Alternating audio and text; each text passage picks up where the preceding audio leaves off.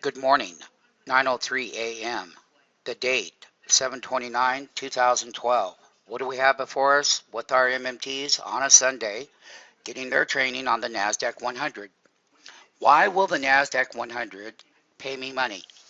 Why would the NASDAQ 100 break out of these tops right here? Here's top one with that reversal.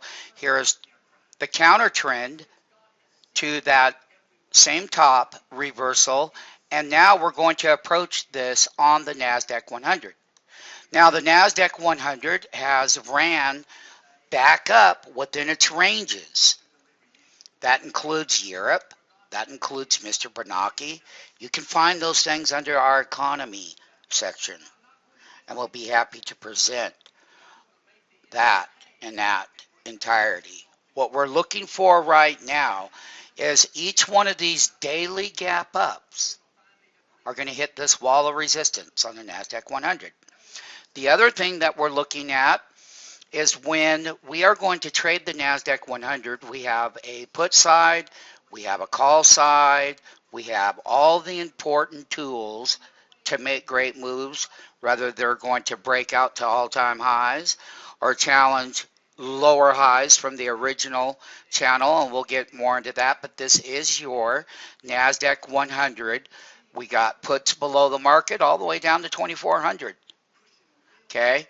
Historically speaking, this time of the year, everyone can get a breakout because of QE3. There would be catalysts that's going to break these resistance channels and prices. And basically, it all started with the Europe phase on this daily level. We do know that when you go long up to the resistance levels, such as we did here, and they fail, you make a lot of money trading this NASDAQ 100. And it pays when it is done correctly. And the risk management procedures are implemented and then executed within the directional price movement for huge profits. That's the wonderful thing about the NASDAQ 100 MMTs. And we do know that when the NASDAQ 100 likes to come down and test support, that the put side pays, and then the call side pays to resistance. Here was a nice reversal on the put side that paid. Then, even so, there was another put side trade. So this is that volatility channel within your NASDAQ 100. So when we're talking about how to use both sides of the market, that's the call side, and that's the put side, which is a short side. This is that you want to be very thoughtful that when you come up here, and if we break this high, where we're going to go, and what that next potential price resistance level will be. MMTs right here is a weekly NASDAQ 100 chart. What we like about it is that when we put in this 4-week bottom, lower bottom base, this double week bottom right here, is one of the most important things about when all of the austerity packages and all of what's going to happen in the world, and who cares about that? It's which way the market wants to go. Which directional movement are they going to play off of? And they always use volatility. But this is another 1 week, 2 weeks, 3 weeks, going back 1 month right here, where that weekly reversal was. Here it is, MMT. But then look what happened. We popped it right back. Now that's called directional price volatility. What that means, that during those weeks, that would mean that the put side would have been the side that was printing the debit transaction, which would have turned into very nice profits. That's how they're done. But on the flip side, when they hit that major support level in these kinds of patterns, the calls were the back right to the resistance. So the call side paid. We're in a 4-week and we're about to break out. We're above the 20-week. The 10-week is tilting up. The high frequency trading systems that we have in the world today can run this up, and here's our next potential resistance line right here. That's going to be right here. We're above it because it's going to be these weekly bottoms that were very important, particularly this gap up weekly bottom. That's where right now you can see here that we're slightly above it. So when we do break out, we're going to be looking at, and this is a standard thing, but 2675 will be our next wall of resistance that we would have to take out to run up here where I have my pointer to 2701.51, somewhere in that area. We will use our SMF index platform. You'll get your numbers from there. I'm just showing you what to look for in your platform, your SMF trading platform, so that you can get your numbers of resistance numbers and your support levels and your consolidation price levels before breakouts happen. So this is set up for a bullish one. Now, let me tell you, as the bull and the bear was savagely fighting it out, they almost created over here a weekly sell signal on a MACD. And that's a, mathematical indicator that institutions use, and people always look at it because that's all they have to look at. But let me tell you something. Right now, this thing is 36. So it hasn't gotten back up here to the 6-1 level where it was this MCD. You can see where the numbers are right here, 37.4. So when I'm looking at the numbers, I'm looking at where this potential weekly setup with the 52%, because when we got down here to the lows, the high frequency trading machines mathematically turned the market and it got down at the bottom where you got support. And in a short term weekly level, you were oversold. And you bounced to 25 and you went up mathematically. That is where stocks bounce off support, indexes bounce off support, such as this NASDAQ-100. It's 100 stocks that's in the NASDAQ composite. Okay? And so when we're going to break out, we're looking at right now MMT, and we didn't say we're going to buy it yet, but we're going to look at that this call, the 2750 call, which is an 818, the low of that was, I showed you, and I'll be happy to show it here in the chart, because this is where opportunities and monies are made. Now, on a weekly level, this contract got down to 70 cents on a weekly level, and that's where it was buyable. Let us not forget that the same contract was over here at $19.10 on this high level.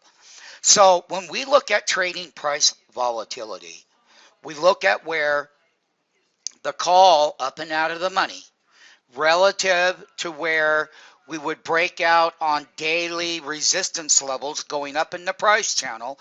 And as we break right through there, that means that the broader stocks like Google will continue to go higher. Apple will start to hit that support level and bounce to the upsides. The stocks that have been beaten down in the lower growth earnings cycle would end up getting price stability at support to make moves higher. That's case A, the bull case.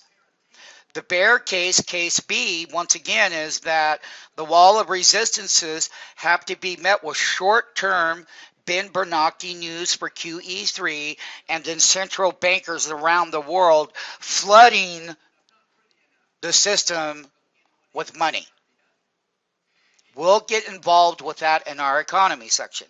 But that would be the sentiment where that high-frequency trading model could run these things right up here, and it would not be unheard of if we can get the move going that way. 2745 is going to be a major wall of resistance, and that is, my friends, $100 above 2647.03 weekly Friday close. We're going to do our best to see, because if we do hit a wall of resistance and a failure, well, then we'll do another one of these reversal trades. That's case B, because that's where the money would print. But if we do break out, we have this 2750 call up above the money. Remember that on this call chart that I have in this very setup with you, my MMTs, and I'm going to show you the price once again. It was 70 cents. and they closed at 560. So when you're buying 100 contracts down here, like we do for $7,000, you've got a lot of risk taken out. Right now, the contracts are worth $50,000 because that's what they're worth. Well, not quite 50,000, but close enough. The bottom line is that on both sides of the market is where that discount's going to be relative to strong resistance levels and or a loaded support level where they're going to bounce. With the volatility that we are experiencing within the worldwide banking system and various countries that are involved in currencies going wacko, everybody wants something good to happen. That's okay. It's how to trade the lower end of these contracts closed at 560. We'll be watching them because over here they were as high as 1160. So if we keep breaking higher, they're still buyable. They're not wholesale at 70 cents where we were buying them at $1 up and out of the money, because that's where these things can go back up here. And that is the 2750 August monthly call on the index. When you're back over here on the index 100 daily chart, when you break through here, you could come right up in here into this neckline and test that resistance area, because that's exactly what will happen should that happen. Okay, and we've looked at all of this very carefully on this weekly level and how you could want to break up.